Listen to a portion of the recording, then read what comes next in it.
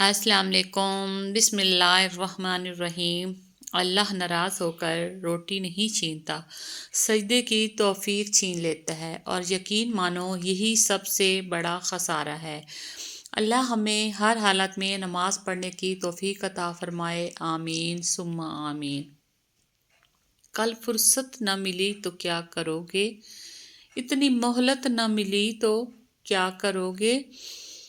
रोज कहते हो कल से पढ़ेंगे नमाज, कल आंख ना खुली तो क्या करोगे। अगर नमाज के वक्त तवाफ़े काबा रुक सकता है तो तेरा कारोबार और काम क्यों नहीं। हज़रत अली नमाज के लिए सुस्ती ईमान की कमज़ोरी की अलामत है। Islamic moon quotes. एक सहाबी ने हुजूर सल्लल्लाहु अलैहि वसल्लम से पूछा, हमें कैसे पता चलेगा कि हमारी नमाज कबूल हो गई। आपने जवाब दिया, जब तुम्हारा ऐ इंसान खर्च कर, अल्लाह तुझ पर खर्च करेगा। रसूलुल्लाह सल्लल्लाहु अलैहि वसल्लम ने फरमाया, अल्लाह ताला फरमाता है, ऐ इब्ने आदम तू सदका और खैरात पर खर्च कर, मैं तुझ पर खर्च करूँगा। सही बुखारी।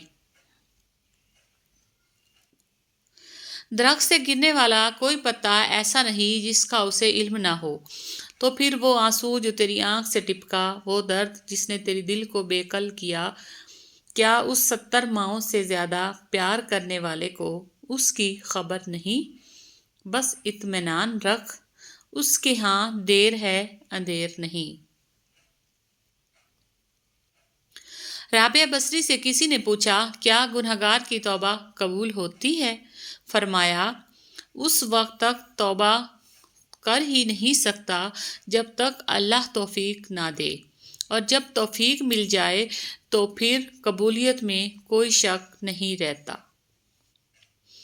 बेटे को इतना पढ़ाओ कि जहेज मांगने की ज़रूरत ना पड़े, और बेटी को इतना पढ़ाओ कि जहेज देने की ज़रूरत ना पड़े। बेटे को इतना पढ़ाओ कि जहेज मांगने की ज़रूरत ना पड़े, और बेटी को इतना पढ़ाओ कि जहेज देने की ज़रूरत ना पड़े। अक्सर लोग अल्फाज और ख्यालात का ज़ख़ीरा होने के बावजूद खामोश रहते हैं, क्योंकि वो इन लोगों से बहस नहीं करना चाहते जिनसे पूरी शिद्दत से मोहब्बत करते हैं।